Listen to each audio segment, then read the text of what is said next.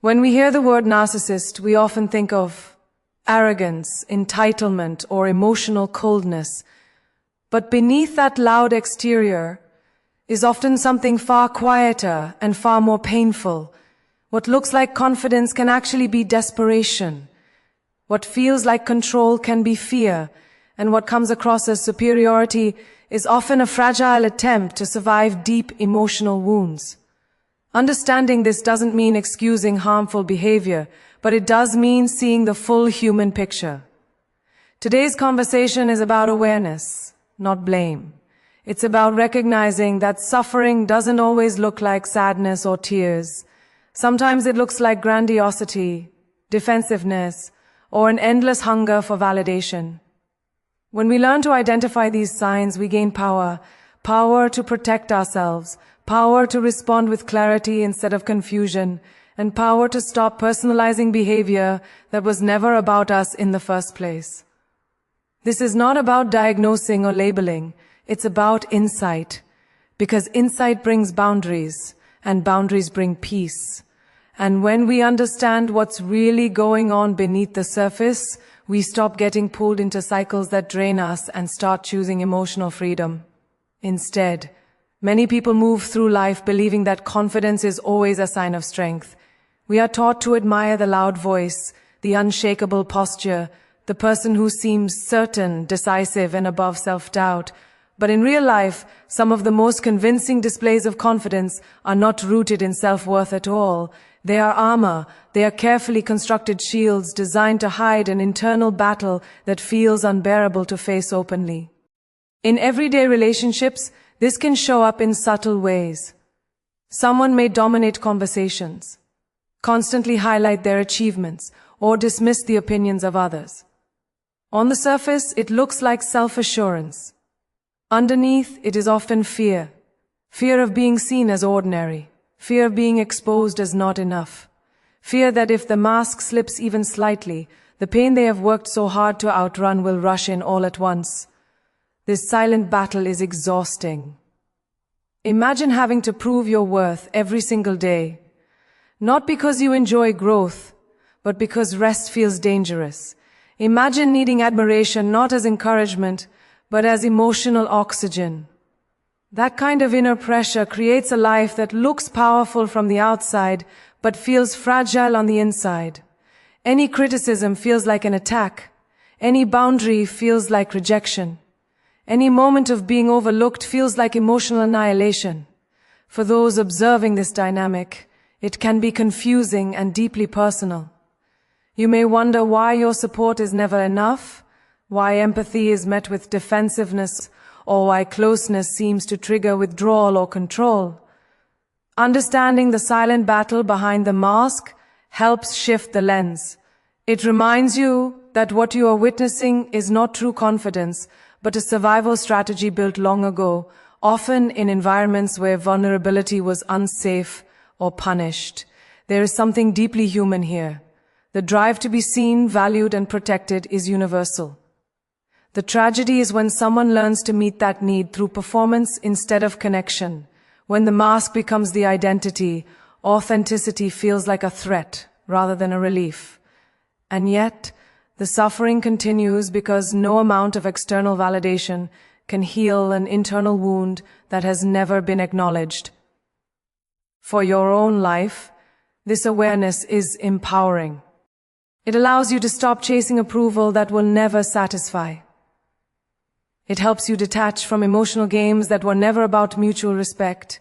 It gives you permission to set boundaries without guilt, knowing that you are not responsible for managing someone else's fragile inner world.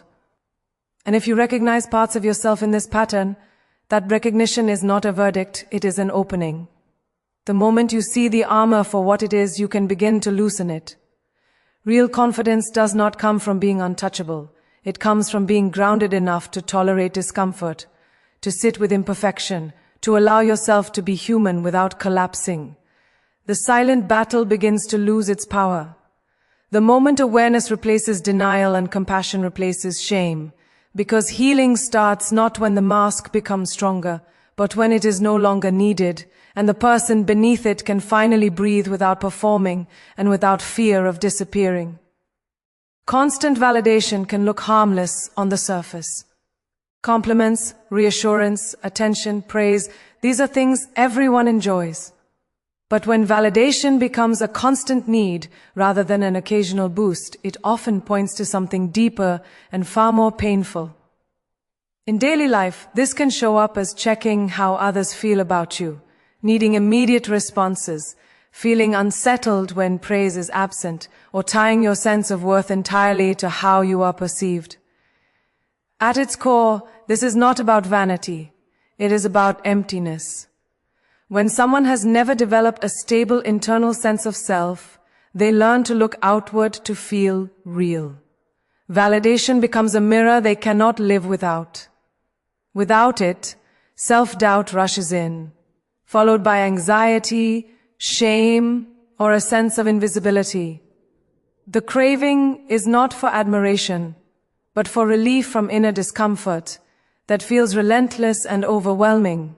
This pattern often forms early, when emotional needs were inconsistently met, ignored, or dismissed. A person may grow up believing that love is conditional. Approval becomes the currency of safety. Being liked means being secure. Being overlooked feels like being erased. Over time, this creates a nervous system that is always scanning for feedback, always waiting for confirmation that it is okay to exist. In relationships, constant validation can strain even the strongest bonds. No amount of reassurance ever feels like enough because the wound is not external. You may give kindness, encouragement, and loyalty, yet still feel as though you are pouring into a container with no bottom. This can leave you drained, confused, and questioning your own adequacy. Understanding that this need comes from inner pain rather than manipulation can bring clarity, even if it does not make the behavior any less difficult to live with. For your own life, recognizing this dynamic can be liberating. It helps you stop personalizing someone else's hunger for validation. It reminds you that you are not responsible for filling emotional gaps that were formed long before you arrived. You can care without overgiving. You can be supportive without sacrificing your own emotional stability. Boundaries become an act of self-respect, not rejection. If you see yourself in this pattern, it is important to approach it with compassion rather than judgment. Needing constant validation does not mean you are weak. It means you adapted to survive. But survival strategies that once kept you safe can become cages later on. The work is not to silence the need, but to understand it. To ask what you are really seeking when you look for approval. To slowly build a sense of self that does not disappear the moment the applause stops. True healing begins when validation shifts from something you chase to something you can generate internally. When your worth is no longer negotiated through other people's reactions. When you can sit with yourself, even in silence, and still feel anchored. The cry for validation softens when the inner pain is finally acknowledged. When you begin to offer yourself the consistency, kindness, and acceptance you were once hoping to receive from everyone else around you, and when your sense of value starts coming from within rather than from constantly scanning the room to see if you are still being seen. Control often masquerades as strength, leadership, or certainty, but in many lives it is driven by something far more fragile. At its core, the need to control is not about power over others, it is about terror of being seen too clearly. When someone feels deeply insecure inside, unpredictability feels threatening. If they can control the narrative, the environment, or the people around them, they can temporarily quiet the fear that their flaws, doubts, or emotional wounds will be exposed. Ego steps in as a protector. It builds a story of superiority, competence, or moral high ground, not because the person truly believes they are better, but because believing otherwise feels unbearable. Ego becomes a shield against shame. Any challenge to it can feel like an existential threat. Feedback turns into criticism. Disagreement turns into disrespect. And curiosity from others can feel like an interrogation rather than connection. In everyday life, this may show up as rigidity, a need to be right, difficulty apologizing, a tendency to dominate decisions or rewrite events to preserve self-image. These behaviors are not random. They are attempts to manage anxiety. If everything stays under control, then vulnerability can stay hidden. If others are kept slightly off balance, then the risk of exposure feels lower. The fear of being exposed is often rooted in earlier experiences where mistakes were punished, emotions were invalidated, or authenticity was unsafe. Over time, the message becomes clear: being imperfect leads to rejection. So the person learns to perform competence instead of practicing self-acceptance. Control becomes a way to avoid the unbearable feeling of being unmasked. For those around this dynamic, it can feel suffocating. You may notice that openness is discouraged, that mistakes are magnified, or that emotional honesty is met with defensiveness. This can leave you walking on eggshells, unsure of what will trigger the next power struggle. Understanding the fear beneath the control helps you see the pattern more clearly, even if it does not make it easier to tolerate. In your own life, recognizing this pattern gives you choice. You can stop mistaking control for confidence. You can step out of cycles where you feel pressured to comply just to keep the peace. You can remind yourself that someone else's need to dominate is not a reflection of your worth or competence. Boundaries become essential, not as punishment but as protection. If you recognize these traits within yourself, awareness is the first turning point. Control may have helped you survive, but it will not help you feel safe long-term. True security does not come from managing every outcome. It comes from learning that you can be imperfect and still be worthy of connection.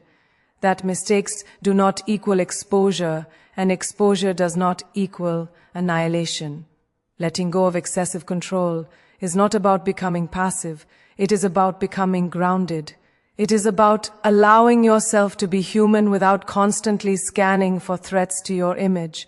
When ego no longer has to work overtime to protect you, there is room for growth, curiosity, and real confidence. And when the fear of being exposed loosens its grip, life becomes less about defending who you appear to be and more about discovering who you actually are without armor, without performance, and without the exhausting need to hold everything together at all times. Healing does not begin with perfection, insight, or sudden transformation. It begins in the quiet, uncomfortable moments when the armor you have relied on starts to crack. That armor may have looked like confidence, control, detachment, or self-sufficiency. It may have protected you from rejection, shame, or emotional pain for a long time.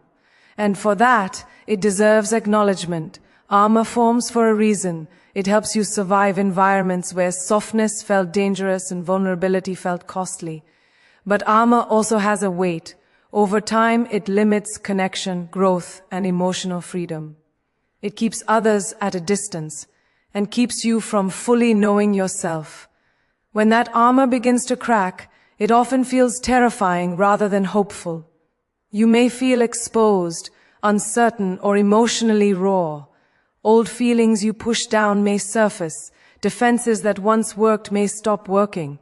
This is often mistaken for failure, but it is actually a sign that something important is shifting. In real life, this moment can arrive through loss, conflict, burnout, or even honest feedback. Something happens that you cannot control, explain away, or dominate. The familiar strategies no longer soothe you, and in that moment, you are faced with a choice. You can reinforce the armor, doubling down on old patterns, or you can pause and allow yourself to feel what has been avoided for so long. This is where healing quietly begins. Not in grand gestures, but in allowing discomfort without immediately numbing it or defending against it. It begins when you let yourself admit that some of what you have been doing was about protection, not strength. That some behaviors were about survival, not identity. This recognition is deeply human and deeply courageous. When the armor cracks, you may notice a strange mix of grief and relief. Grief for the version of you who had to work so hard to stay safe. Relief because maintaining that armor was exhausting. You may start to feel emotions more clearly, both the painful ones and the grounding ones. You may notice a growing desire for authenticity instead of performance, connection instead of control, peace instead of validation. For your own life, this phase asks for gentleness. Healing does not mean tearing the armor off all at once. It means slowly learning when you no longer need it. It means practicing honesty in small, safe ways. It means setting boundaries that honor your limits rather than hiding them. It means allowing yourself to be imperfect without collapsing into shame. If you are witnessing this process in someone else, it can be tempting to rush it or fix it. But healing is not linear, and it cannot be forced. What helps most is consistency, clarity, and respect for boundaries, including your own. Compassion does not require self-sacrifice. The truth is, real strength is not found in being impenetrable. It is found in being flexible enough to bend without breaking. When the armor cracks, light gets in, awareness gets in, choice gets in, and from that space, a more grounded, integrated version of you can begin to emerge. Healing begins not when you become invulnerable, but when you realize you no longer have to be, when you allow yourself to be seen by yourself first, and slowly learn that being real is safer than constantly being protected. As we come to the end, it's important to remember that understanding these patterns is not about labeling, blaming, or fixing anyone. It's about clarity. Clarity helps you step out of confusion and into self-trust. When you recognize that certain behaviors are rooted in deep suffering, you stop internalizing what was never yours to carry. You begin to see that your worth is not measured by how much you tolerate, rescue, or explain away. This awareness invites you to choose yourself more consistently, to honor your emotional limits, to stop mistaking chaos for connection and intensity for intimacy. Growth often looks quiet from the outside, but inside it is profound. It's choosing boundaries over guilt, peace over proving, healing over repetition. And if any of this reflects parts of your own journey, let that awareness be gentle, not condemning. Insight is not a sentence, it is an opportunity. An opportunity to soften what has been hardened, to question what has been automatic, and to build a relationship with yourself that is grounded rather than performative. Healing is not about becoming someone new. It is about returning to who you were before you learned to armor up. When you choose awareness, compassion, and responsibility for your own well-being, you step into a life that feels lighter, clearer, and more emotionally honest. A life where you no longer have to lose yourself to understand someone else, and where peace becomes the goal rather than survival.